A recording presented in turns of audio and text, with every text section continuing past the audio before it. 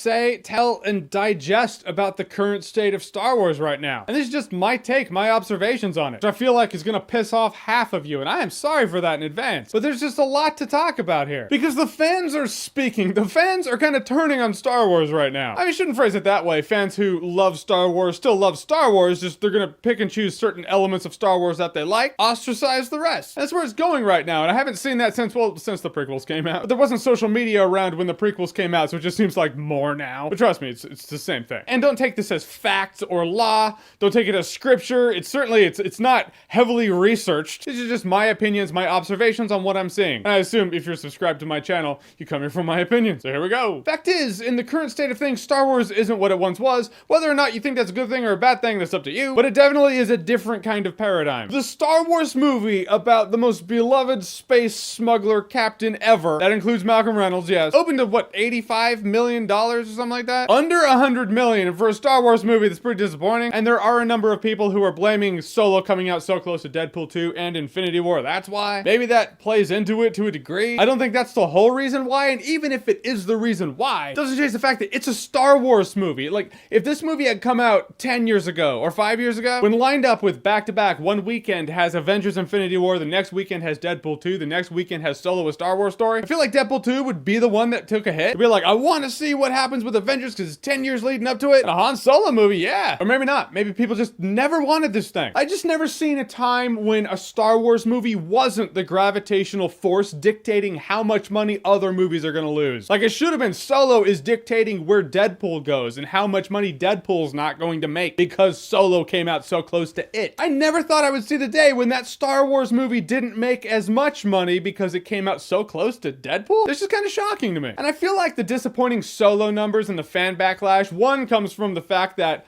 yes, you've heard it a lot, and I'll say it again here, fans never really wanted to see a Han Solo movie. When you know everything about someone, when you have all the secrets, you're like, all right, well now I know. On to other things. Generally speaking, you can always make a backstory to something. We can make a backstory to the Han Solo backstory. Find out how he got on Corellia. So why not make A New Hope the Han Solo backstory? That works. But I also think the fan backlash is, now that we are 4 movies into the Disney Star Wars movies, I'll call them that, fans are starting to see how this saga lines up with the other Star Wars movies, how it's different, and how it's very different. And I believe they're starting to get pissed because of the promises made versus the promises kept.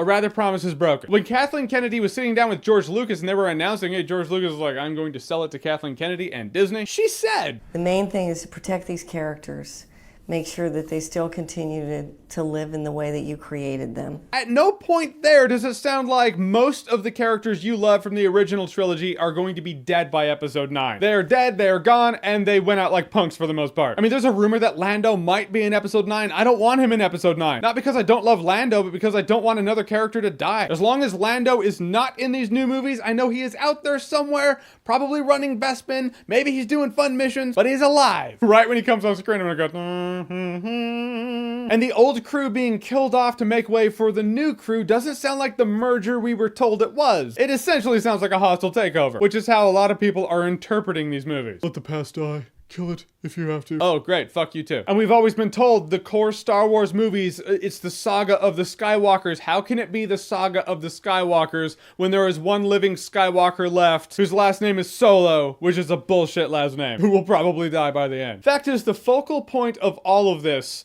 is essentially The Last Jedi. I mean, with The Force Awakens, people were like, yeah, I mean, it used the same beats as before, but Star Wars feels like it might be back. Or rather, that was some people. Other people like me were like, Star Wars is back. That was an exciting time. Last Jedi was like, fuck Star Wars, I'm done with Star Wars, no more Star Wars ever. It's not just what they did with Luke, which was take that galaxy's greatest optimist who faced down with the Emperor because he believed he could turn his father good, which he did, and you turn him into the old grumpy uncle you don't want to come to the barbecue. That sucks, but it's really the smallest scale of any Star Wars movie. It has plot points that are useless, they literally go nowhere. The movie's essentially the slowest chase scene ever between the Resistance and the First Order. It has modern day jokes, your mama jokes, cell phone jokes, and it has social issue commentary, which Solo's Star Wars story and the droid, it hammers that home. And it takes the escapism out of Star Wars. I'll touch on that more in a bit, but when I first saw The Last Jedi, I had that feeling, a feeling I'd never had in a Star Wars movie before, where I felt like I was watching characters not from a galaxy far, far away, but from our own galaxy, and our own solar system, our own planet. From the intro, the way Poe was talking to Hux, I was like, that's That's from our world. That had never happened in a Star Wars movie before. It's a bit too on the nose. And as much as I'm saying The Last Jedi's divided the fan base, a divided fan base and or an angry fan base is nothing new to Star Wars. Just worth addressing because these new Star Wars movies were supposed to bring it all back. That's not new to Star Wars. It feels new because social media is just what it is. It's enormous. That's how we get most of our interaction, but it's not new. If you really feel like that is new, that means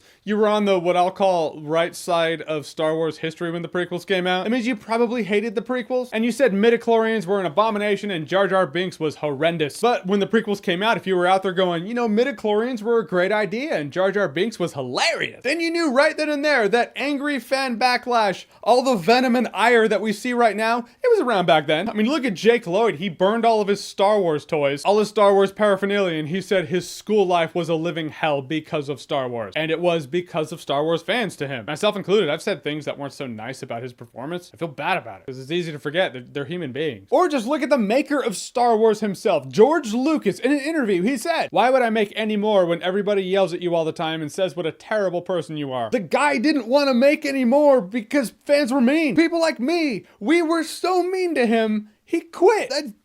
So yeah, so it's always been around. And some movies should be divisive. That's actually a lot of fun. Mother is one of my favorite movies that came out the year it came out because people either loved it or hate it, and I just enjoyed the conversations about it. But when you're holding one of the greatest, most beloved cinematic franchises in the palm of your hand, maybe don't use it to do that little social experiment. Maybe try to unite people under the flag of loving it. But it took risks. Yeah, fucking your wife's friend is a risk. It doesn't make it good. But really, if you look at the marketing, the setup, the cinematic universe they're building, they are making a Star Wars cinematic universe. They're essentially treating Star Wars like Marvel. But Star Wars is not like the MCU. Star Wars was never like the MCU. Not all things are created equal. That is a phrase for a reason. I was actually talking with someone about the chronology. It used to be we got a Star Wars trilogy comprised of 3 movies that were separated by 3 years each. And we got that treatment twice, with 16 years separating the end of one trilogy and the beginning of another. Now in the course of 2.5 years, we have gotten 4 Star Wars movies. That's just bafflingly fast for Star Wars. But Star Wars never thrived as a franchise with just pumping out content for the big screen. It thrived by being the slow crawl. You had 3 years in between movies. It built the anticipation among fans. After that first year, you didn't really think about it. Then the next year, you saw the marketing material start to come. The chatter was coming through. Then you started getting trailers. Just my memory of the prequels coming out like that, even though I have my problems with the prequels, the memory of it, the camaraderie among my friends and I, us talking about, ooh, what's happening next? That's a lot of fun. And it spans so many years. Star Wars has always thrived by being a focused saga. A saga that the filmmaker knew what the beginning point, middle point, and end point was going to be. Star Wars now just feels kind of like a clusterfuck. We have these different filmmakers. One doesn't know what the next one's doing. I mean, do you really mean to tell me Rian Johnson did what J.J. Abrams would have done had Abrams directed The Last Jedi? No, he didn't. They're just on different pages. It makes the whole experience seem unfocused, like you have a drunk behind the wheel and never drink and drive. Another complaint I see is people say Star Wars is too political, which I take to be social issues. And the new movies do have some heavy-handed social issues, but they're not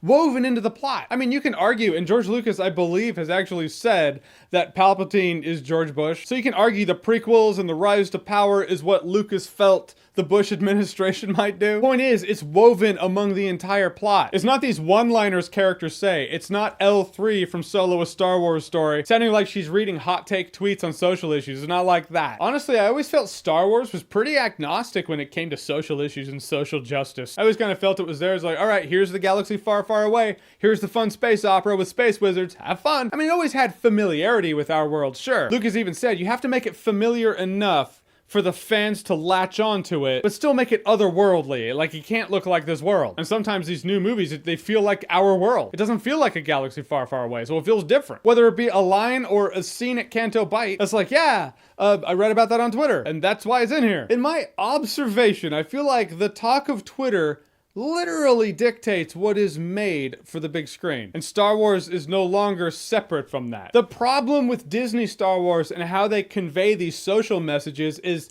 how much they just stand out from the rest of the plot and dialogue. If it's a line they speak, there's always this pause and just comes across as awkward. If it's a plot point that's supposed to be a metaphor or a mirror on our world, it's a useless one. It never actually melds, merges, and flows how I think they want it to. I mean, I think we all agree that social issues are worth talking about and social change needs to happen. I think it's great that it is happening. But haven't we all been in that scenario, like where we're hanging out with friends and we just want to hang out with friends? We're not on Twitter because we don't want to see the good fight right now. We just want to relax, want to talk about the good times, want to have some enjoyment. But then there's that person that one of your friends brought that keeps swinging the conversation back into that direction. Like, dude, there might be a new Fallout game at E3. Oh my gosh. Yeah, speaking of Fallout, there's going to be a lot of Fallout for that Donald Trump tweet. I'm telling you, this is the year. Well, yeah, probably.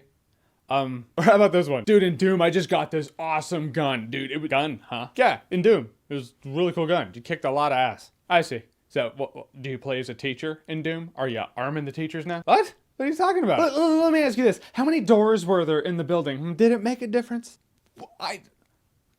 We just kind of want to talk and play video games right now. It just comes across as awkward. I mean, we've been there, right? It's all in context. You got to feel out the room. I'm not even saying Star Wars shouldn't be the platform. Maybe it should. It's not the 80s anymore. I mean, what these movies have to do is not make it so heavy-handed. You have to essentially trick the audience. If you're going to have something that's going to be a metaphor for real-world shit, you have to have it woven into the plot in such a slick way where when they're watching the news later, the person who watched your movie's like, oh man, that kind of reminds me, Oh, wow, that was a metaphor for that.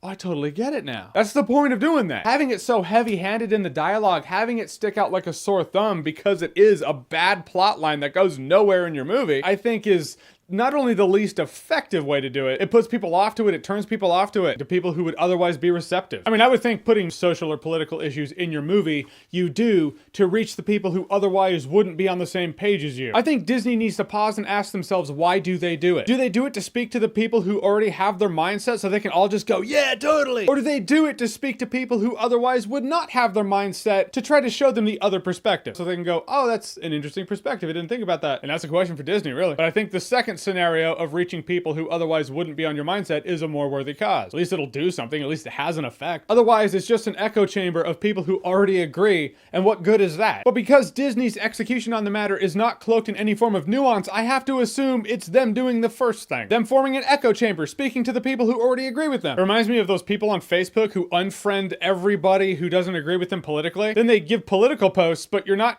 spreading a message. You're just talking to people who already agree with you. Just maybe Star Wars is not the escape. Maybe it's not meant to be. It's 2018 now. Movies are different. Your movie-going experience will be different. I suppose if you want Star Wars with less social justice commentary, you have the original trilogy. Go enjoy it. I mean, really, if you look at Star Wars in the past, the metaphors and the parables they had in there, they were generally things people could see as metaphors for our world. Palpatine, the fall of the Republic, the rise of the Empire. Being George Lucas's metaphor for the Bush administration is the most on-the-nose thing. But it's different because it transcends that. You could take that back to Julius Caesar, really any fall of a republic and rise of an empire. That's happened a lot. There's a cautionary tale of it could happen again. And that cautionary tale is still applicable now and will still be applicable in the future. Essentially, the theme is applicable to us, but also timeless. It will always be applicable. I feel like what Disney is doing in putting these social issues and political issues in their movies is it's issues that are monetizable and hashtagable now, which locks Star Wars into now. Years down the road, film schools will look back at that time when Twitter had a big hand in what got made and presented on the big screen. And the Star Wars movies were movies that took part in that, of that time. Essentially make Star Wars feel smaller. And in the end, they'll be like, but is the Republic gonna fall and are we going to become an empire? That's still a very applicable message. Now, all that being said, the question is, does it matter? And that's the question for you to ask yourself. Here's my take. I mean, in the end, this is the important thing to remember. Star Wars is just a movie. And if a movie can illustrate something that can better the lives of real people, I feel like that's a worthy thing to do. People are what life is about, not movies. I know, shocking that a movie reviewer says that, but it's true. So Disney, I think your heart is in the right place, just your head's up your ass. It's about how you address it, because if you address it so heavy-handed on the nose, it's gonna turn people off to it. People who would otherwise get the message and appreciate the message, because it was woven into a good plot, didn't stand out like a sore thumb. I think in the end, if Disney changes their tactics, I think people who just want the escapist fun of Star Wars and people who want to see the issues addressed in Star Wars can both get what they want, but it's all about execution. And I hope you don't see this as me flipping my perspective on Star Wars. I was super jacked when The Force Awakens came out. I've been super jacked for the last couple years, but it's just life is life. And here is a big fundamental thing about life. You get new data, you process that new data, and then your mindset kind of changes. I've had a couple years to process these new Star Wars movies. It's just what I see. I get the feeling if I'm jumping to a conclusion, and I might be, reviewers out there will review a movie or view a movie a certain way, and if the perception on it changes, they're not allowed to say it. They have to, above all other things, stand by and defend their initial outlook on the movie. Life's too short for that shit. Fuck that. You get new data all the time. You process that new data, come to a different conclusion, different outlook. I'm gonna blow your mind right now. any and every movie reviewer out there that you watch has changed their mind about a multitude of movies. But they can't say it, so they don't. Have fun with that, truth. But I essentially did this to start a conversation. So, the current state of Star Wars, what do you see? What do you think about it? Do you think it could get better? Do you think it's just fine right now? Whatever you think, comment below, let me know. And as always, if you like what you've seen here and you want to see more, click right here to see more.